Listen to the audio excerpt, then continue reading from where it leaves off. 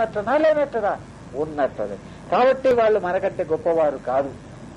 ఒకవేళ ఆలోచన చేస్తే మనమే వాళ్ళకంటే శ్రేష్ఠులము, మనకంటే శ్రేష్ఠులు కాదు. దాని గురించి చెప్పాలంటే మరి ఇంకోసారి చెప్తాను.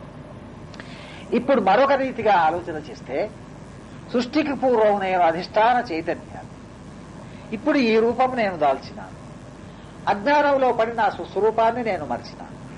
ఇప్పుడు ఏం చేసినాను? గురువు యొక్క కృప వలన నా స్వస్వరూపాన్ని నేను తెలుసుకున్నాను. తెలుసుకున్న తర్వాత నేనేమనుకుంటున్నాను? ఇదివరకు నేను జీవుడను, ఆయన దేవుడు అని అనుకున్నాను. ఎప్పుడూ అజ్ఞానం నాలో ఉన్నప్పుడు. ఇప్పుడు అజ్ఞానాన్ని నేను వదిలిపెట్టినాను.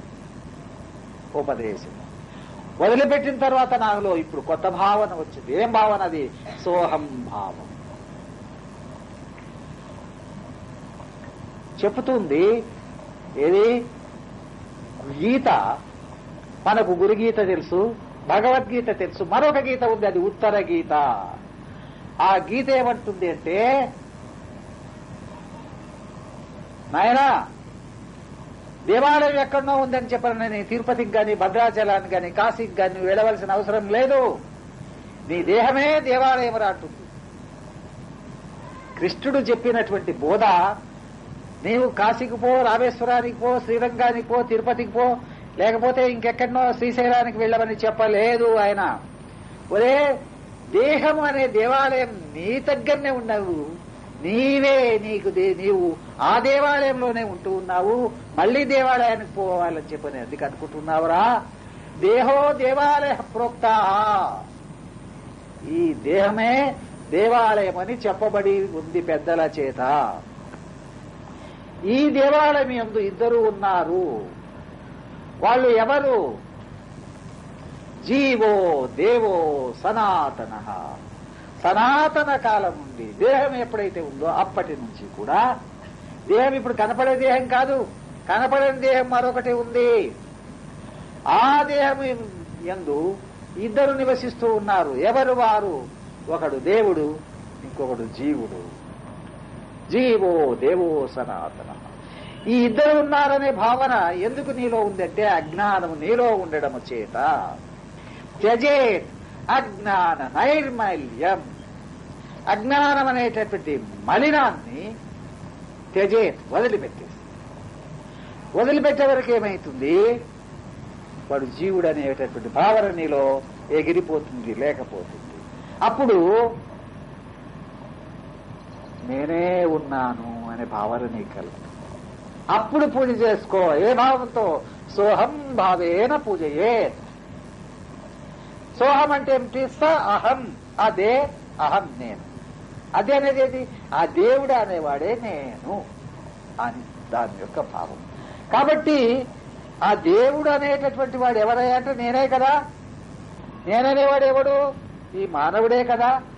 ఈ జనుడు అని పిలువబడేటటువంటి వాడే కదా.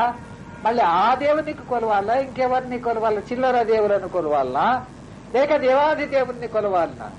దేవాది దేవుణ్ణి కొలవాలి, కానీ చిల్లర దేవులు నాకు అవసరం లేదన్నాడు జనులారా. అద్వైత సిద్ధి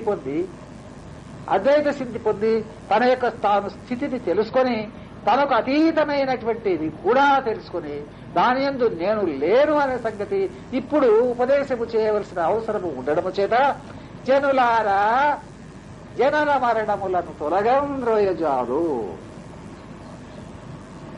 జనన మరణాలు లేకుండగా జరుగుతూ ఉంది. నా బోధలో అంత శక్తి ఉన్నది. ఎందుకీ? జనన మరణాలని తొలగం త్రోయజాలు, తొలగ చేసేటటువంటి శక్తి దీని యందు ఉన్నదయ్యా. అయితే వినేటటువంటి వాళ్ళు లక్షణయుతంగా వినవలే. ఆ లక్షణం అనేది లేకపోయినట్లయితే, మానవులు ఉన్నారు, మానవుల్లో మానవ పశువులు ఉన్నారు, మానవుల్లో మానవ రాక్షసులు ఉన్నారు, మానవ దేవతలు ఉన్నారు, మానవుల్లో మానవులు కూడా ఉన్నారు. మళ్ళీ ఏ లక్షణంతో ఉన్నారో? దేవతలకి మోక్షం లేదు.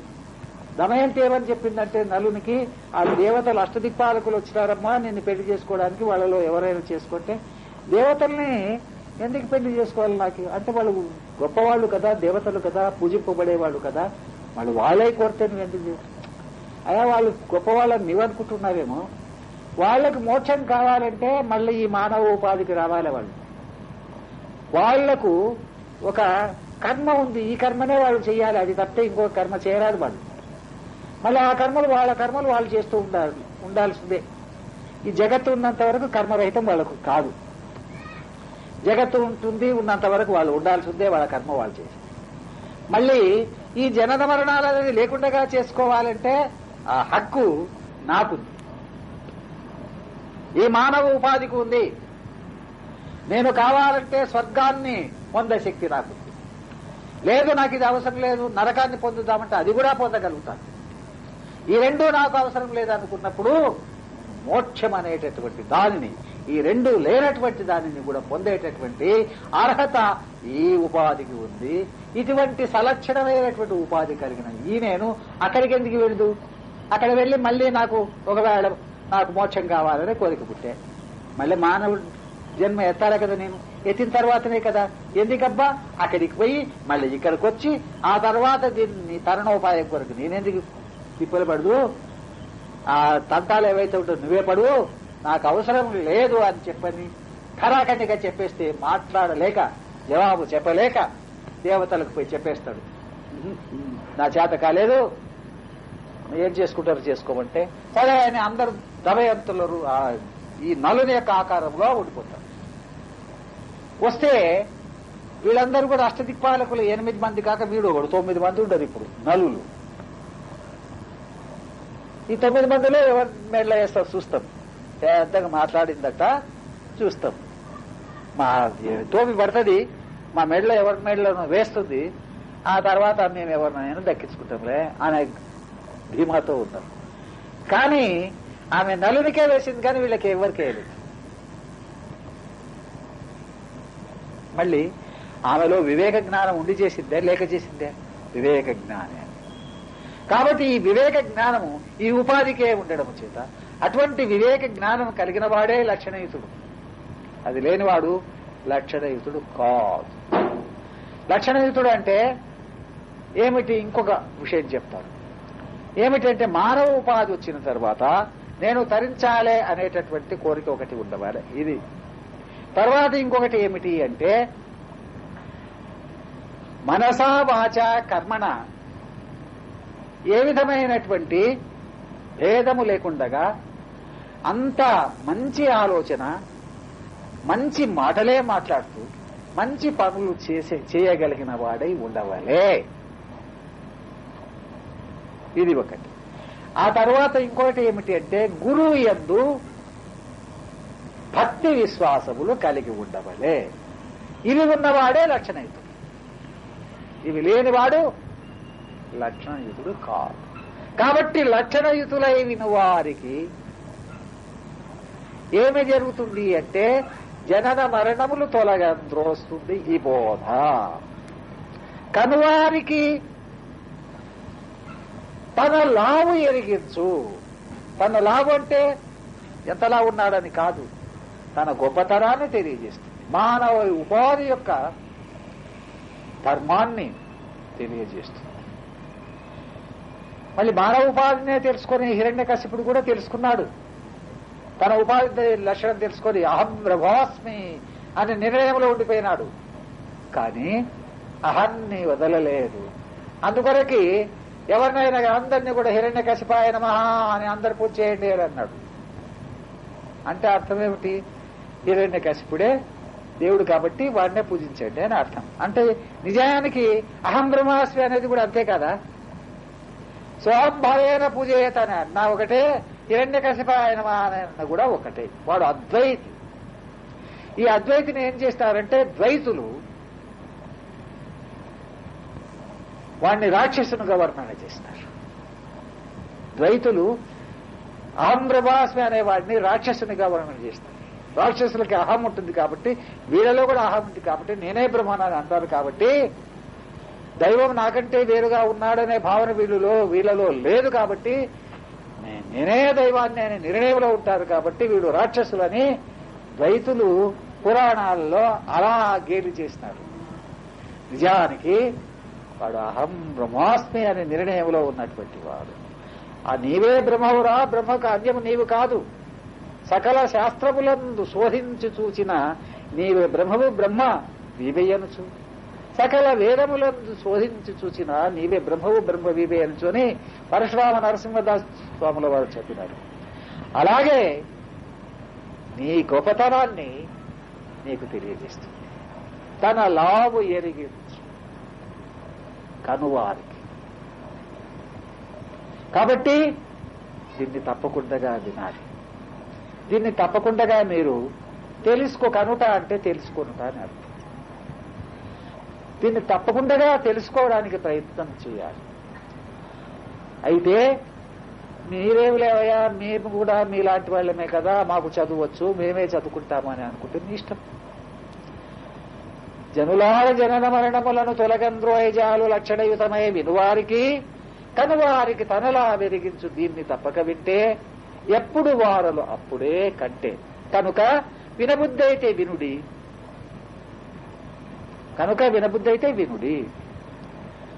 లేక వినబుద్ధైతే వినుడి. ఏమంటాడు తర్వాత? వినబుద్ధైతే వినుడి, చదివేదే మీతో చదివి చెప్తాను, లేదా మాకు మేము చేర్చుకుంటామని అనుకుంటే సరే. కనుడి పుస్తకమంతా జనులార జనన మరణములను తొలగంద్రోయజాలు లక్షణయుతమై వినువారికి కనువారికి తనలా వెలిగించు దీన్ని తప్పక వింటే ఎప్పుడు వారలు అప్పుడు కంటే, ఎప్పుడు వారలు అప్పుడే కంటే అన్నమాట. ఎందుకన్నారంటే జీవన్ముక్తి, విదేహముక్తి అని ముక్తులు 2 రకాలు చెప్పడం జరిగింది. అంటే నీవు గురువు ద్వారా బోధ విన్నట్లయితే నీవు జీవుడవు కాదురా, నీవు బ్రహ్మవే అని నిర్ణయం చేసుకుంటే జీవన్ముక్తి అయినట్లనట. అయితే జీవన్ముక్తి అయింది, మళ్ళీ బ్రహ్మ ఈ ఉపాధి అందు ఉండాలి కదా. ఉండి ఎంతవరకు ఉండాలి అంటే ప్రారబ్ధ కర్మ అనుభవించే వరకు ఈ ఉపాధి అందు ఉండాలి. మళ్ళీ విదేహముక్తి ఎప్పుడు కలుగుతుందంటే ఈ శరీరాన్ని వదిలిపెట్టిన తర్వాత బ్రహ్మస్వరూపుడు అయినటువంటి వాడు నీవు బ్రహ్మములో ఐక్యమై ఆ రూపంలోనే ఉండిపోతావు. అది విదేహముక్తి. అంటే ఈ శరీరం వదిలిపెట్టిన తర్వాత వచ్చేది విదేహముక్తి.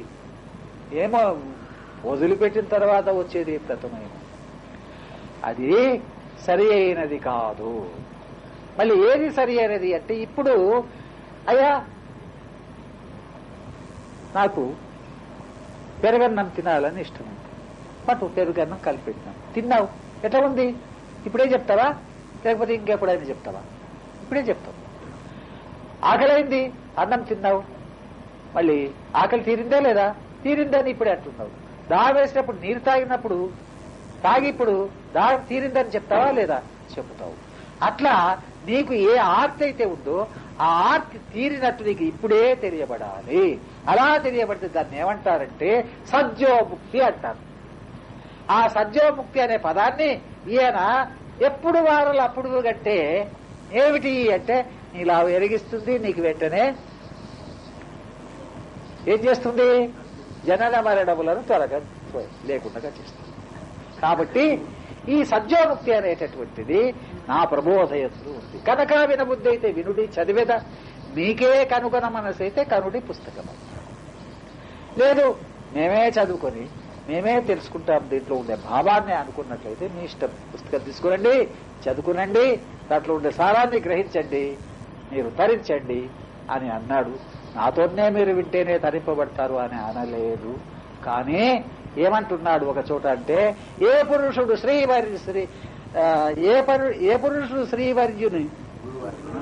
ఏ పురుషుడు గురువర్యుని శ్రీపాదము పట్టలేదో సేలుగా ఆతండి పుస్తకమును చూసిన ఏ పట్టున నిలవకేగు ఇది నిజమయ్యా.